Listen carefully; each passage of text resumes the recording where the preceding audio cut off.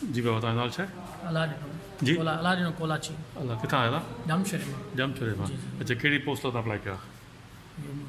DAE ते कयो electrical ते अच्छा मेंटेनेंस ऐं ऑपरेशन हा हा थरकोल अच्छा पोइ कीअं लॻो तव्हांखे इंटरव्यू? तमामु बहितरीनु तमामु सुठो मौक़ो आहे असांखे नौजवान खे अॻिते वधण लाइ हा, हा। तमामु बहितरीनु ज़बरदस्त जी जी ठीकु आहे जी महिरबानी।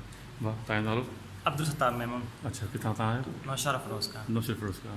अच्छा ॼो कीअं लेक्चर थियो अॼु तव्हांजो? तमामु बहितरीनु ऐं ॾाढी सुठी असांखे नॉलेज मिली। हिकु कलाक में असां पूरो प्लांट विज़िट कयोसीं ज़बरदस्त PPT थ्रू। ज़बरदस्त ऐं सिंध विजन वारनि जा असां तमामु घणा थोराइता आहियूं जिन्हनि अहिड़ो प्लेटफॉर्म क्रिएट करे हा। ऐं सिंध जे नौजवान खे अॻिते आणण जी कोशिशि कनि पिया। ज़बरदस्त महिरबानी वॾी। जी भाउ तव्हांजो नालो छा आहे? साईं सरवण फील्ड कोराई। जी दादा किथां आया तव्हां? मूं कराची खां आहियो कराची खां आया जी। अच्छा तव्हांजी छा क्वालिफिकेशन आहे? बीटेक ऑनर्स मैकेनिकल थियल आहे। हा हा ऐं कहिड़ी तमामु- पोस्ट तां अप्लाई कयो? सर मां मैकेनिकल लाइ अप्लाई कयो इंजीनियरिंग लाइ हा हा ऐं तमामु घणो मज़ो आयो हा हा ऐं तक़रीबन ईअं पियो लॻे ॼण थर्मोडायनेमिक्स जो क्लास थो हले ऐं पावर प्लांट में बीठा आहियूं हा असां। हा ऐं ज़बरदस्त काफ़ी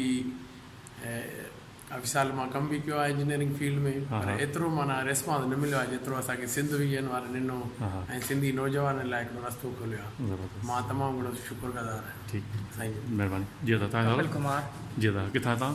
उमरकोट उमरकोट खां। अच्छा तव्हां अप्लाई कयो?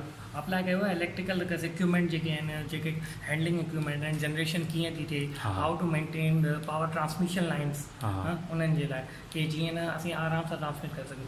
बेसिकली आउं हींअर ज़ेविस ज़ेप्टेक घारो में as a trainer of solar power technical आहे त ज़बरदस्त हुनमें बि इन एनर्जी जो ट्रांसमिशन जे बारे में आउं पढ़ंदो बि आहियां पढ़ाईंदो बि हा, आहियां हा। त मूंखे हिन मां थोरो सो आइडियो मिलियो how to thermal generate the energy Right. And how it's able to transmit the Zabardast. One principle is simple then we generate electricity through the rotation and same principle we hydro we in a thermal same that's why I'm believe that in future I maybe come to the joint thermal power plant. ठीकु sir वॾी महिरबानी। जी दादा तव्हांजो नालो?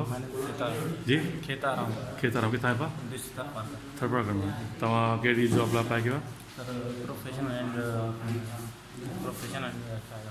ठीकु आहे कीअं अॼु जो प्रोग्राम तव्हांखे लॻो? सुठो लॻो सर। अच्छा मज़ो आयो माना इन्फॉर्मेशन तव्हांखे मिली? जी ठीकु आहे ठीकु आहे वॾी महिरबानी। बाबा तव्हांजो नालो छा आहे? सर मज़र हुसैन मशहूरी मशहूर किथां आहियो तव्हां? सर आऊं नौशर फिरोज़ खां आहियां नौशर फिरोज़ खां। अच्छा कीअं लॻो तव्हांजो प्रोग्राम सर अॼु? सर अलहमदिल्ला मतिलबु काफ़ी अवेयरनेस मिली इन जे बारे में ऐं मतिलबु थैंकफुल आहियूं असां सभई त सिंध विजन जेको ही स्टेप खयो आहे career building academy with the collaboration of Siraj institute and Sindh vision जी जी ऐं तमामु सुठो कमु करे रहिया आहिनि हिकिड़ी स्टूडेंट में अवेयरनेस ऐं हुनखे हिकिड़ो प्रोसेस या हुनखे हिकिड़ो सिस्टम मिले थो हुनमें हिकिड़ो वे मिले थो हिकिड़ो पैटर्न मिले थो हुनजो राइट पैटर्न छा आहे Right. त तमामु घणो सर मतिलबु हिकिड़ी नॉलेज मिली ऐं काफ़ी गेन कयोसीं सर वॾी महिरबानी तव्हांजी सभिनी दोस्तनि जी।